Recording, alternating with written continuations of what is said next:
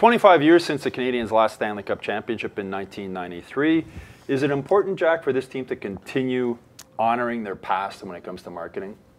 Yeah, I think it is. It flies in marketing terms, and it's a good reminder for everybody involved that this used to be the best franchise in the league.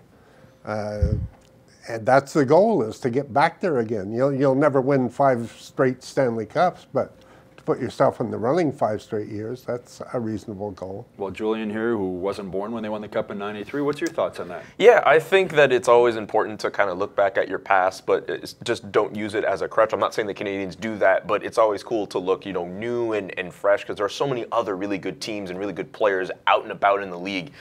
So for the Montreal Canadiens, they have to stand out in a way that's going to make them appealing to the newer generation.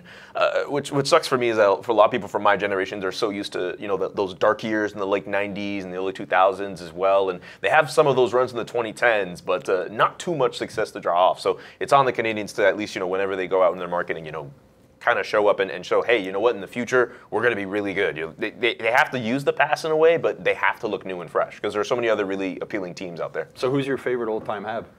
My favorite old-time Hab? I mean, I'm kind of partial to Patrick Waugh, obviously, just because of how great he was as a goaltender. And very young in my early hockey watching days, I have a little bit of an affinity for the Colorado Avalanche. So that's how I was also that's how I actually really got into Patrick Waugh, watching him, win that cup in '01.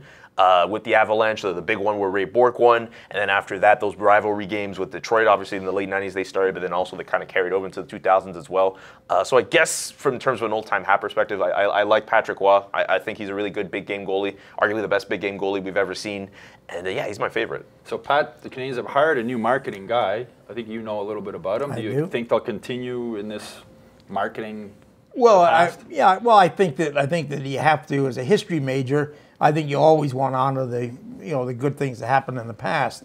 I think as a history major, you should also learn from your mistakes, which is I think Toynbee said those who ignore the lessons of history are doomed to repeat them, and this is one of the problems. The Canadiens have to look back, see where they made mistakes, see where they can correct them, and see where they can go on from there and try to write a few new chapters in the glorious history of this team. What can you tell the viewers about the new marketing guy for the Canadiens? Do you think that'll change? He's just a professional. I mean, I don't know what his responsibilities are going to be. It goes beyond the Canadiens. It looks like his portfolio is going to include Invenco, Place Bell, Centre Bell.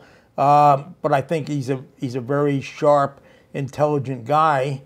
And, from a purely selfish point of view, I hope that they pay more attention to the NHL regulations as far as access to the players and a little more transparent.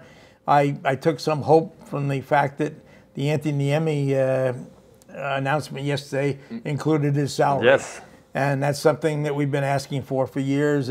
It's not something that is a major factor because within 5 minutes, these things are up on Cap Friendly and other situations. But it's an example of the Canadiens are paying more than lip service to this new transparency they're bringing in.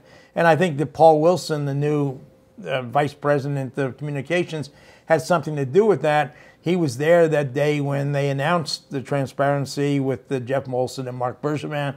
And he said at the time he was doing some consulting work for them, and I'm sure that he had some input into that decision. Well, as Brendan Gallagher told me this season, he realizes that when he's talking to us, he's talking to you fans out there, so hopefully the Canadiens do follow through with this transparency thing, because that's so true.